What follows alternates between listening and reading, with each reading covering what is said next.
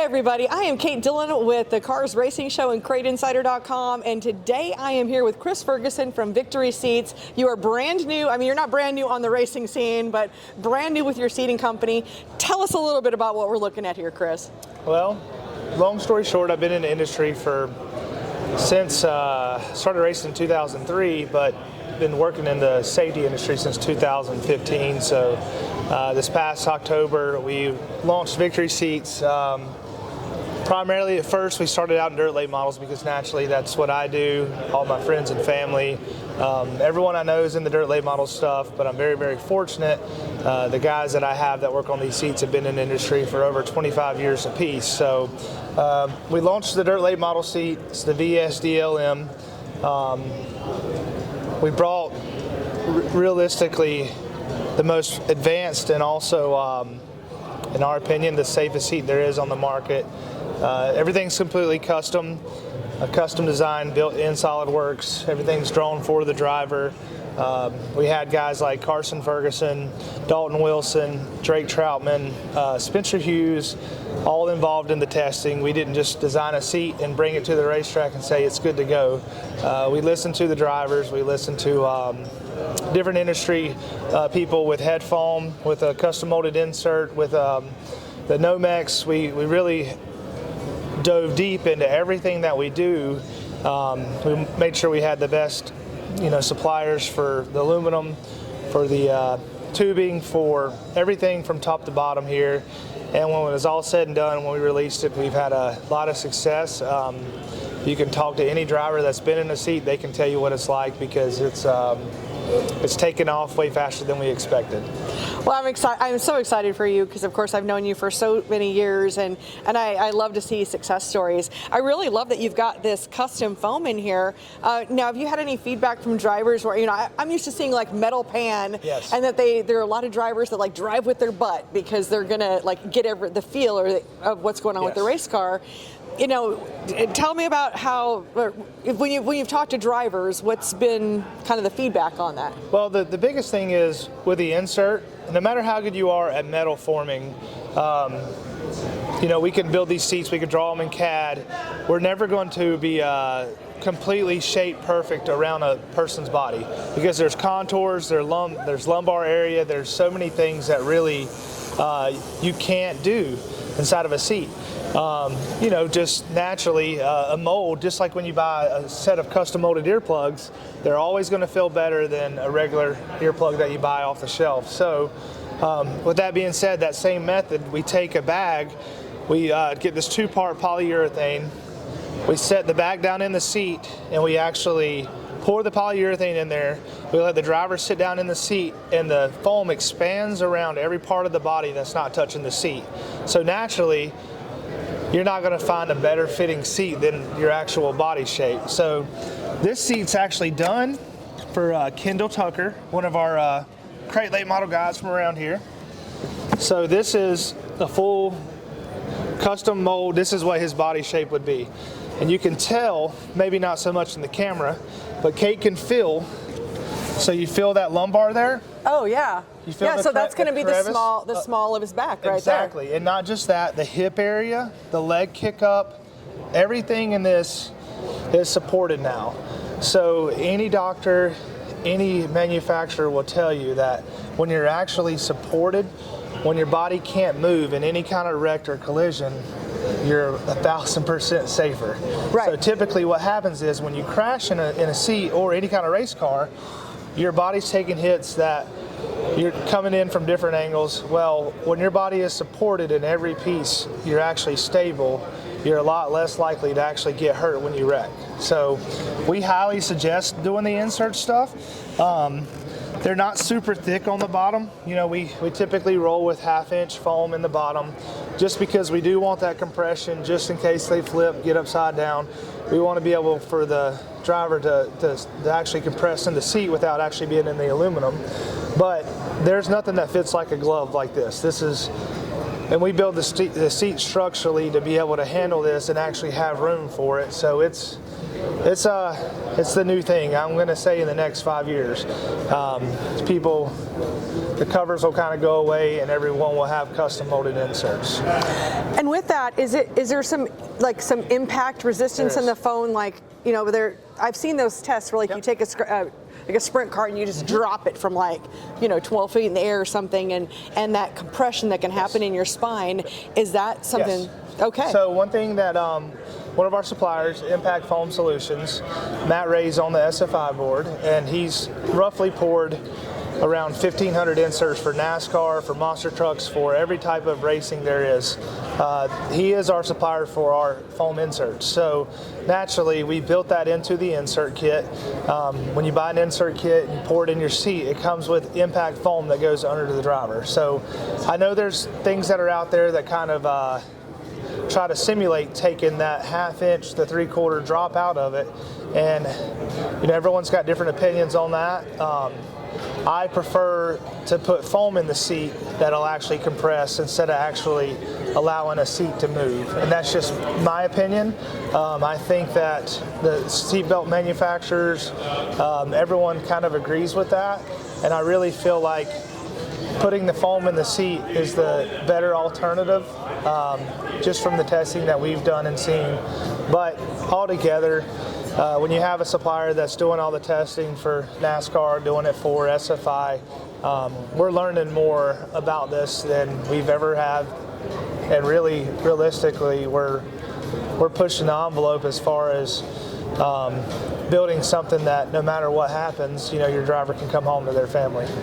Well, and I guess that's it. What's exciting is being so close. You're in that Concord, Mooresville, Charlotte area, and being so close to so many of those NASCAR tech companies and all of that. I'll bet that's been an advantage in your business as well. It is for sure, and when you surround yourself with the right people, it's you have a lot of information coming from things that you've never thought about. So naturally, when it comes to aluminum building and forming and shaping and bracing, I have 3 guys that's been doing this for 25 years, so a piece, and they've seen it all from NASCAR to monster trucks to off-road to drag boat to everything that you can think of that people can race, and we're great at that. But realistically, the foam stuff is just as important as the aluminum, and I'm not a foam expert. I know it works on dirt late models, but the people that we actually work with on all of our head foam, they are experts. They're doing testing day to day. They're doing it for not just one type of racing, they're doing it for all disciplines of racing. So we take their information, we apply it. We taught, when me and Matt come up with this headrest, I told him the variables of what speeds we're running. In a dirt late model, you're running anywhere from 50 to 75 all the way to 150. So when we designed this head foam, we took all that in mind. We definitely closed the gap up a lot more than what's out there. Naturally, in any kind of wreck, more gap is more chance of a concussion because there's more whiplash. Mm-hmm. So when you decrease the gap, you take away a lot of the risk of having whiplash, but also, with that being said, you have to be sharp about what kind of foam you have when you're riding up against it. So naturally, we don't have just one stage foam. We do have SFI foam in here, but we have a softer, more compressed foam that allows you to ride against the headrest without it beating you to death. I've been on racetracks, we're not going to name names, but I've been on a lot of rough racetracks that you get in there, and with the other headrests I've had in the past, it's really beat me to death. Well, that was one of the first things we worked on with our heads. We completely changed the head foam breakdown of the actual densities, along with the setback of the head, with the left side, the right side, and realistically, like I said, we didn't just tell everybody this is the seat to run. We had multiple drivers try it, test it. They ran it at Eldora, they ran it at Knoxville, they ran it at Toccoa, they ran it at every type of racetrack, and we're really, really happy with our end result. So it's like a progressive foam that would be really soft at first and then get more and more resistant as you go. Exactly. So if you knock against it, it's not like hitting a brick wall. Maybe a little bit more like the sand, exactly. like the runaway truck ramps. Exactly. Yeah. So it ramps up. At first it's soft. Then it goes into medium, then it goes into the SFI. And everyone's like, well, why don't you do soft all the way? You can't. No, because truthfully, you'll go soft to aluminum all the then, way right? to aluminum, exactly. And that's what's happened a lot. Some people have tried a little bit softer foam, and it just doesn't work. Whenever the thing that we always plan for in all this is catastrophe. Like, of course. Worst case scenario. Yeah. So worst case scenario, we do have 2 inches of SFI foam on the outer edge next to the aluminum. That way, when you do crash at 100, 150 miles an hour, and you abruptly stop, this will save your life. That's the point of all this. You may be banged up, but at the end of the day, we build this that way you're able to walk away to your family. And I've been racing a long time myself, but I have cousins that race, my wife's cousins. I have family members, and I'll eventually have kids that race. So I feel like I have a lot of skin in the game, along with myself. And whenever we put a seat out there, we want to make sure it's 1,000% right, and we're kind of at that point right now. Well, and I do have another question. You mentioned Nomex a little bit earlier too. So let's talk a little bit about the flame retardants or the flammability of. We know that aluminum's not going to burn, but what else are we looking at here? So long story short, every piece of fabric on this is PXP Nomex. Okay. So 1,000%. It's, to me, like, this stuff is very expensive. At the end of the day, but at the end of the day, we want you to be covered in case anything happens, not just one thing. We could have used a lesser fabric or something to wrap the head foam, but this is the same stuff that IndyCar uses. It's the same stuff that NASCAR uses.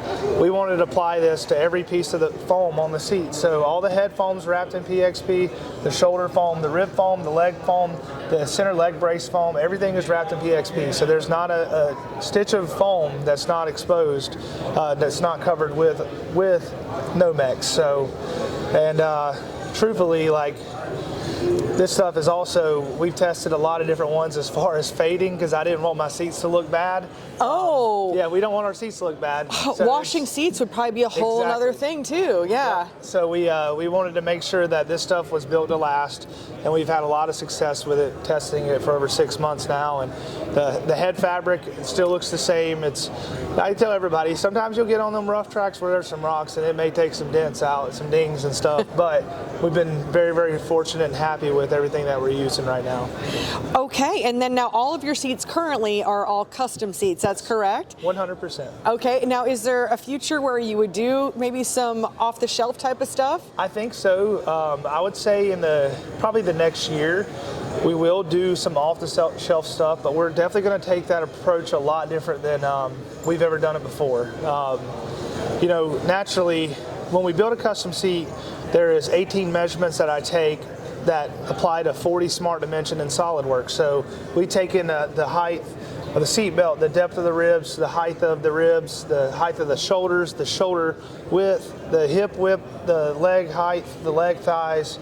There's so many dimensions that we take, and what happens a lot of times is someone gets in a seat that they don't belong. So no matter what we do, even as we get older and grow the business, we always want to make sure that we have a measurement form before we sell someone a seat. So even as we do a stock seat later on, I'm one of those, unfortunately I do race, so I'm a little more timid about selling something because I know what could happen.